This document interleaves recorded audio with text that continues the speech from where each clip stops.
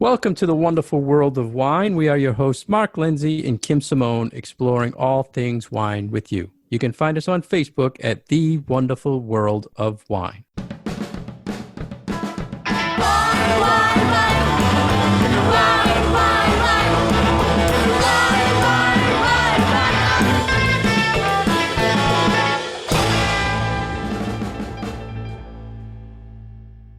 Hello again, everybody. Kim and I are here to talk all things wine with you today. How are you, Kim? I'm well, Mark. Thanks. How are you? Everything is great. The Good. weather is heating up, and we need to talk about some wine to our listeners. We have a few articles today we'd like to cover. The first from our friends at Vine Pair about aperitivos, Kim. And I know you are a big fan of aperitivos because I saw a social media post of you the other day enjoying one. So I'm always posting my pictures of my pretty cocktails, and I've been whipping up at home. And one of the things that we have been drinking a lot of this summer are Lo Spritz, so the Aperol and Prosecco cocktail that is very, very popular throughout Italy. And my husband loves Aperol. He loves all those like bitter Amaro kind of things, and he makes a fantastic spritz. So we've been drinking a lot of those this summer, and it's such a cool color because it's like this vibrant tangerine orange, and it's wild, and it just is,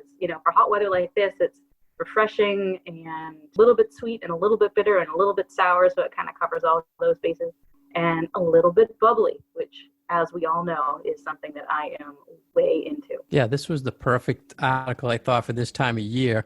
And aperitivo, Kim, how would you explain to our listeners? When I hear it, to me, it's always an Italian pre-dinner, like a preparation drink to get you ready for the meal. How would you explain it? It's sort of like the Italian equivalent of somebody having cocktails here before dinner. So it really is this sort of transitional kind of thing between, all right, the workday is over, let's transition into we're either at home or we're out and we're, winding down a little bit. And it can be something simple like a glass of Prosecco. People certainly can have a cocktail as their aperitivo. But these sort of light wine spritzer kind of things are the popular aperitivos in Italy, and especially in northern Italy. And I think for us now, with a lot of people still trying to socially distance, maybe working from home a lot, there is something kind of nice about finding the break in your day, like where you can start to say, okay, my workday is over, and now I'm going to start, my family time or my relaxing time. And I think it's really nice to have this sort of ritual, an afternoon, maybe it's 4:30 if you're lucky, maybe it's 5 or 6, winding down ritual. Maybe you have this nice light cocktail with some nibbles and, cheese or olives or cookies or whatever you happen to have around. Just to make that transition between work and home, because as so many people are working from home, it does make it a little bit more difficult to kind of have that work-life balance. So that's one of the things that I really like about this concept. Yeah, and they're typically light alcohol, light refreshing drinks, so it doesn't add to the weight of the meal. Like it preps you for the meal. So you had mentioned Aperol Spritz, which right. I think for the last few years. Thing. Yeah. The last few years, the Aperol Spritz has really been trending, very popular. And just for our listeners, the Aperol is like an Italian, I want to say it's a bitter liqueur. Would you say it's like orange bitter flavor? Yeah, I would agree. It's we looked it up. It's actually supposed to be rhubarb, and I don't get a lot of rhubarby flavor out of it, but that's, I always thought it was orange peel or grapefruit or something like that, but apparently it's rhubarb. Yeah, I get a little herbal thing too with it at times. Mm-hmm. And it's like 11% alcohol, and you're adding it to a Prosecco that's between 9 and 11% alcohol. So very refreshing drink. Now, in this article, Kim, they mentioned food pairings for the spritz. Was it with Prosecco only, or was the pairing with as an aperitivo? Because I saw the pairing. I think it was for either. And they're, kind of being a little bit, I think, free with the concept of aperitivo. They're not saying, okay, you have to have Prosecco or a spritz. It's like, no, whatever you find refreshing at the end of the day kind of thing is good. And these are some ideas for optional food things to go with them. And it's very broad, very varied, something as simple as, a bowl of nuts and some slices of cheese to, chips or whatever you happen to have around your house. I bet pretzels would be excellent with spritz. I personally like potato chips with my sparkling wine. So, any of those things would work really, really well. We always keep like pickles and olives and stuff like that in the fridge. So that's what I would bust out for something like this. So light foods that would be before the meal, which like makes those sense. But snacky they mentioned 4 sweetnesses of the Prosecco, which 2 of them I feel are very rare to find. I mean, a dry version and an extra brut version in the Prosecco world are pretty tough to find. The extra dry and brut are the 2 most popular you're going to see. And just to remind our listeners, the brut is drier than extra dry. So, and Kim had mentioned some of the pairings. So for extra dry, they recommended spring rolls, cheese, and chicken. Sounds like my food pairing, just something very basic, right? Chicken, any type of chicken, right? Extra dry. So I feel, that's a good recommendation. And you mentioned on the brut side, you mentioned nut, they mentioned olives, and what was the other thing? Crostini or something, just a very basic crostini or cheese, which makes sense. Light foods, the driest version. Have you ever paired your aperitivo with anything? Not in a formal pairing kind of way. Besides potato chips? Besides potato chips. Yeah. I don't give it that much. I don't think I give it that much thought. It's sort of like, okay, what do I have in the fridge, or what do I have in the cupboard? And especially right now where I'm not about to just run out to the store and get something special for it. It's like, it's a little more scroungy about the food that I have in my house. And if I know that I'm going to be drinking one of these lighter drinks, I'm not going to go with something, heavy, especially if it's right before dinner. But I wouldn't shy away from doing something, maybe a little bit spicy or a dip. Even just veggies and yogurt dip are lovely. So yeah, anything. I don't find that there are too many combinations that are really terrible or really clashy. So I think it's just, something that is light and fun, and you don't have to think about too much, and is very enjoyable. So what's your secret recipe for your aperitivo with Aperol? 3 pots to 2 pots, or? I asked my husband's permission if I could share his recipe for low spritz, because he does, I feel like, make one of the best ones that I've ever had.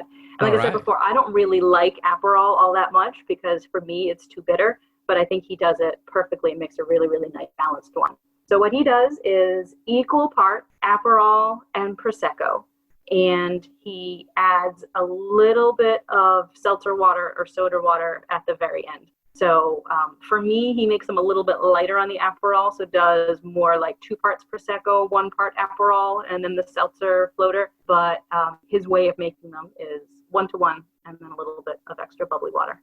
Now you're putting in ice or a garnish? Ice. We put a big ice cube. And then the traditional garnish is an orange slice, an orange wheel. And I got yelled at by lots of friends for not putting my orange garnish in my low spritz in my picture.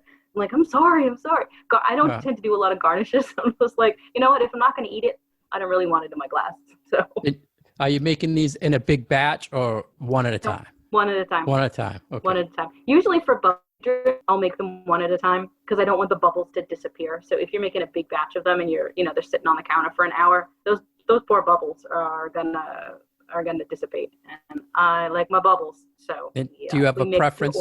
Extra dry, brut? Any preference? I prefer extra dry Prosecco when I make cocktail kind of things like this. I really like that little bit of sweetness that it has. I'm kind of the opposite when it comes to using champagne and things. I'll want to do a brut. But for Prosecco cocktails, I like it extra dry. And the vast majority, as you said, of Proseccos that are on the market are that extra dry style. So, whether you're picking up a bottle of La Marca or a bottle of something that has a little bit of a higher designation on it, unless it says brut on the label, chances are it's going to be that extra dry style. Well, that's a good tip. Thanks for sharing the secret recipe. It's a perfect time of year for this drink, so try Kim's drink.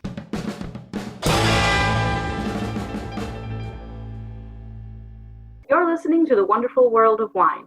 We are your hosts, Mark and Kim.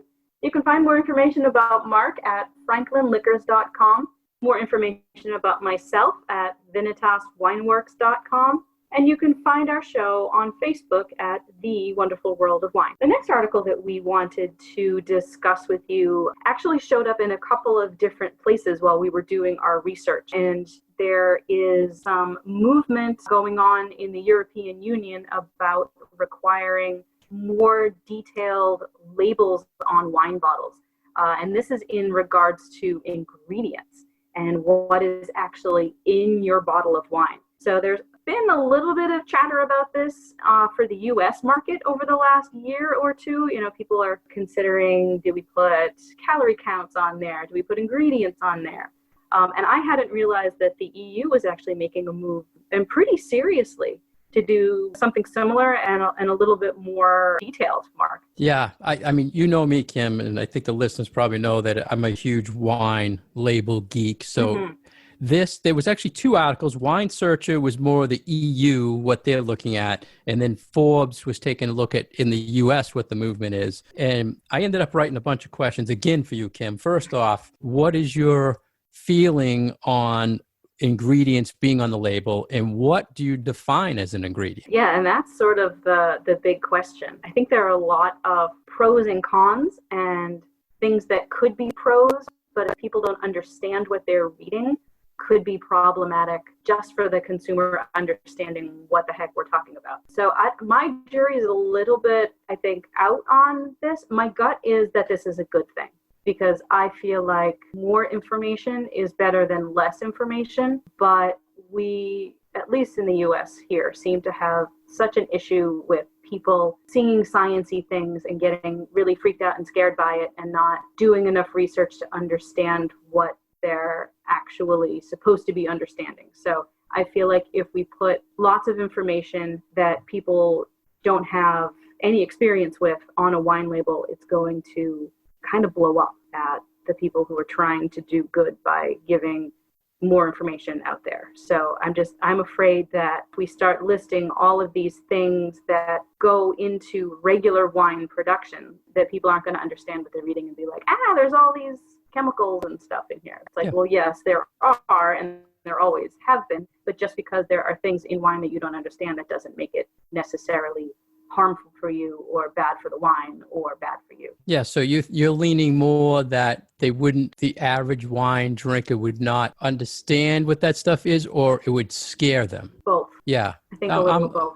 I'm thinking the same thing. And what makes me always wonder is we always pick up food and we're looking at the ingredients, right? What is in here? And in a lot of stuff, you can't even pronounce it. Right? I mean, there's additives and we don't care. But in wine, I don't know why people don't want to see that as well. We're already adapted to it with our food. So if you care, you're really finding out what that stuff is, right? You care what you're eating. So you're looking up what red dye number 2 is or whatever in your M&Ms and stuff like that. So why wouldn't you do that for your wine? I don't think it's a matter of people don't care. I think it's a matter of people haven't thought about it. Because if those labels have never been on wine before. And also, I mean, Americans don't tend to think about wine as food. So we don't know what's in any of our alcoholic beverages. You don't really know what's in your vodka. You don't really know what's in your beer. And wine is kind of the same way. So I feel like if it's never been on a label before, people aren't thinking that it should be. And I think that also with wine,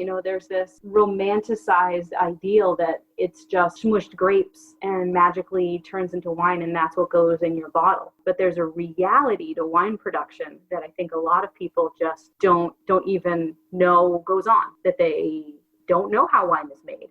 And when we talk about how wine is made in a class, or, you might see an infographic online, they really don't talk about extra things getting added in there. It's all like, the white grapes are pressed and the juice is put into this fermenter and yeast is added, and then 2 weeks later we have wine. But it's not. There are a lot of other processes that can go on, whether it's fining with different agents or correcting for acid, or when we add sulfites and all that sort of stuff. So I think a lot of it is, I don't want to go so far as to say misinformation, but just no information, really. Right. And I think we scare people often when we do tell them what's going on and the substances and the additives and everything else. I just wish people had a basic understanding of it and make their own decision. I think what's happening on the sides we're seeing here now is you have the winemakers who are smaller production winemakers who are using real natural ingredients. They want people to know. Right. And then you have the big guys, which they're making bulk wine. They're making a lot of wine. They don't want you to know because they don't want to hurt their brand, I feel. So the EU version they're looking at anything, any substance or ingredient that's put in it. They say we should tell people any substance at any point of the winemaking process. So, I mean, that's interesting because there's sugar, like you said, there's acids. It could be a huge list, but the EU right now kind of regulates their labeling different than we do. So the second part of this article was about Forbes talking about the US, where in the US, the TTB regulates what's on a label. But there was some talk where the FDA might be getting involved in the future because the TTB is not really telling you what they want to tell you. There's lists on TTB sites of what ingredients are added to the wine, but there's only that one substance that's on the label that's required, and that's sulfur. I think there are big long lists that are pretty easy to find about all the things that could be in your wine, but they're not going to tell you, like, if you pick up this one bottle off the shelf, what is actually in this particular winemaker's bottle here. Right. And nutrition information is only required on beverages that are below 6% alcohol. So you've probably seen a lot of the seltzers lately that have nutrition information, but your wine doesn't have that. And that's why, because the alcohol is higher. I'm more concerned about the U.S. direction on this. It was very interesting. What did you take on the U.S. version, Kim? I thought it was very interesting that there's an industry group who's actually pushing for this, that they want all of the ingredients, not just additives that wouldn't naturally be occurring in wine, but everything listed. And that goes for sugars and enzymes and the things that you would put into your wine to clarify it, any additional additives. I was sort of surprised that there is a group from within the industry that is really pushing for this. But like you said, there are some of those wine producers that, because they use fewer of these things, they're really proud of it. And they want their consumers to know, in a comparison kind of way, how they stand out from their competition. So I think you're right that a lot of this is going to come down to the bigger brands and the bigger companies that own a lot of wineries and own a lot of wine brands really pushing back against this. And then you might have sort of more of these smaller, more indie producers who are saying, no, let's be transparent and let's show to the consumers what is actually in our wine. One of the things there could be a lot of things that are substances that are added during the whole process. So they were saying, well, it's just too much. The label, it wouldn't fit on the label. So both the EU and the US are looking at just putting a simple QR code on there. So if the consumer wants to know, they would just scan the code and it would pop up all the ingredients. So you don't have to put it on the label, but there is a source to bring you to what is on the label. So I love that idea, using the technology, because if you really wanted to know what was in your wine, you could Google the tech sheet we talked about a million times in the past to find out what's in the wine. And if the winery wants to tell you, they're going to list it on their website. So I don't see any issue with that at all. I love that idea. And I think the EU and the US both being on the same page with that is a good idea. I think that's a good first step, because right now I think what frustrates a lot of consumers who want to know what is in their wine is the lack of information. You just can't Google a wine and see what all the ingredients are.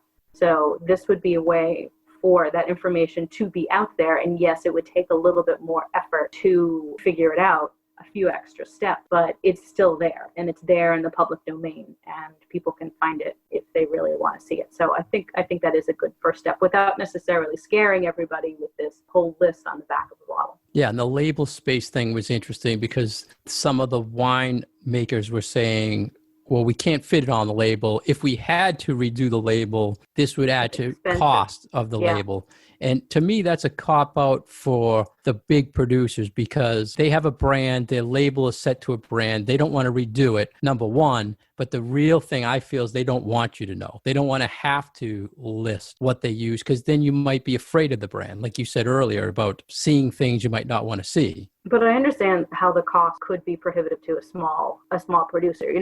They were saying it would add like $10,000 onto their expenses to redo all the labels with all of this stuff. And that's not a small chunk of change if you're just a small producer. Yeah. I mean, but they do submit the label every year for approval before it's printed. You have to. So they have time. If it's next year, it's just a matter of adapting for the year. So it's not like they're pulling things and re-stickering them. I would assume it would just be the next vintage type of thing. Right. And the other thing I thought was interesting, Kim, the EU, they're saying in the US, whatever the EU decides, the US is probably going to follow. So if the EU says, this is what we're going to put on, then that's going to be the model that the US will use, which I think is interesting because we don't really follow them now in labeling. Mm-hmm. Right? We always talk about how the EU is more a place and here it's more of a brand. Yeah, but that's more the appellation part of it and not the law part of it. And even... Well, they're much stricter in the EU law-wise, so I would think they wouldn't want to fall if it's really strict. No? And I mean, there's nothing holding them to sticking with what the Europeans are going to do. Maybe it's just them saying it right now, and then it's not actually when the European Union rules come through, and then the U.S. ones are like, oh no, we changed our mind. We're not going to do that. We're not going to do it that way. So one of the things I did some research on a while back, Kim, was additives that are put in wine but are not detected at the end. So in the final product. So there's a lot of things that are done, used to clean it or whatever, and at the final product, it's not in there. Mm-hmm. And a winemaker told me one time about one ingredient, and I wanted to ask you if you ever heard of it. It's called Velcorin, Velcorin. Did you ever hear of it? Oh, I haven't. What is it? It's technically dimethanol dicarbonate, but the trade name is Velcorin. Okay. So it's actually a radioactive ingredient that winemakers use, and you have to have a hazmat suit to add it to the wine. So it's a microbial control agent that's put into the wine, and on their side it says it must be handled with respect. You must have training how to handle it. But once the wine is made, it's undetectable. Mm-hmm. But it's this hazardous material that's being used, and it's hazardous in the winery. It's hazardous when it goes in the wine, but when you drink it, it's safe. I would want to know. What does it do? So it's an antimicrobial. So does it kill the yeast that's in there? Does it kill bacteria? It's stabilizing. It's stabilizing the wine. So it's killing any other microorganisms that are still floating around in your wine. And I hear because it's radioactive. So of course it's killing any life in your wine. Yeah, and it's scary. And I had a winemaker tell me this is quite commonly used and no one knows about it. And then I'm thinking, well, would I want to know if it's not traced at the end? You want to know. But then I'm thinking, this material, I wouldn't want to drink this, even though it's gone. I mean, someone put it in. It's just stuff like that and that's one of the additives that the TTB allows a winemaker to put in your wine. So that's just one of many. If it's gone by the end, what does it matter if it was put in there to begin with for you? It's gone. They say it's gone. How do we know it's gone, right? Yeah. And there's a lot of things like that. Like when egg whites are used as a fining agent, they're gone by the time the wine gets to you because it's all coagulated with the solids in the wine. So you have a nice clear wine and there's no detectable egg whites whatsoever in there, but people still get bent out of shape if there were egg whites used for fining wine. A vegan wouldn't touch that wine because an egg was used in the making of the wine, correct? Correct. And the article for the Velcorin, Kim, was called When Wine Can Kill You. So if anyone wants to research that article. Very interesting product that when a winemaker tells me this is stuff that's commonly used and it's scary, then I get concerned. But like you said, if it's not in the final product, I mean, there's a lot of things that are not in there. But if you saw that if that was a substance used and you saw that as one of the things listed and you researched it, would you drink that wine? And this is you and me who've been doing wine for 20 years, we're fairly well versed in these kinds of topics. And if it's freaking us out, imagine how it is for someone who just wants a bottle of wine on a Saturday night and doesn't really know anything about wine labels and wine labeling laws and chemistry and stuff like that. So if it's enough for us to be concerned, I can only imagine how the general public will react. I had to feel like it's, like when people find out information about how certain medications are made or, vaccinations and things, and people are freaking out because there are things in there that they don't want in their bodies, and yet those things are no longer in the medication, but people are still concerned about them because they just don't understand the process. And I think that is going to be a big part of this if these labeling laws come to pass. It's like, well, people don't understand the process, and even those of us who do understand the process can still get a little nervous when we hear that, it's these type of substances put in our wine. Yeah, and I think a lot of my understanding of why a lot of these substances are used in winemaking is to speed up a process, to turn things over quicker, to handle bigger volumes. So there's certain things, if you're only making 1,000 cases, you don't have to do very much to it. It pretty much made itself, and you can care for it a little better. But if you're talking thousands and thousands of gallons of product, you have to look at things to maintain it, right? To keep it safe. Yeah. Right. So we're really looking at that difference between those commercial wines that are making millions of bottles and, giant quantity all at one time versus some little guy who's, just got a few barrels going on and is only making maybe, 40,000 bottles or cases a year, and can, as you said, give a little bit more attention to detail and don't mind when you have a lot of variability from vintage to vintage. But a lot of this is we're talking about wines that winemakers and companies are trying to make a consistent product from year to year, because that's what they feel that the drinkers of those wines want. They want the same thing again and again and again because it's a brand and it's something that they've come to rely on. And sometimes to get that consistency from year to year, you do have to make some chemical adjustments so that you do have those similar flavors. So that, I think, is an interesting and I think way of looking at well, why is there the need for using all these substances?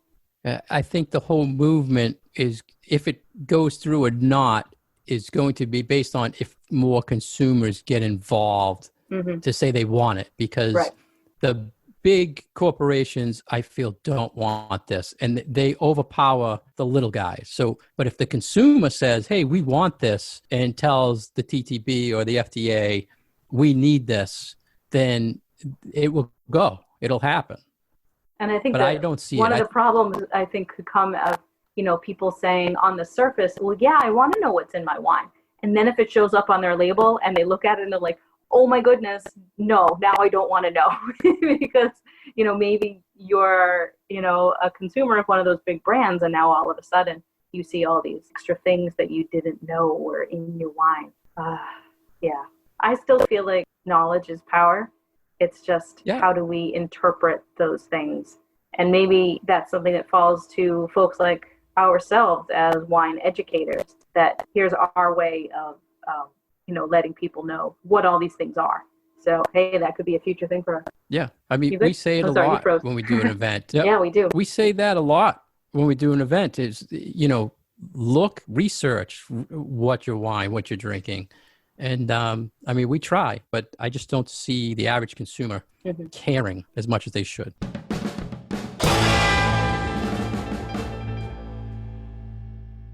Thank you for joining us today for The Wonderful World of Wine. We have been your hosts, Kim Simone and Mark Lenzi. You can find our Facebook page at The Wonderful World of Wine, and we always welcome your questions and comments. We'd like to address those on the show, so send those in. You can find past episodes of our show on SoundCloud and iTunes. Cheers. Wine, wine, wine.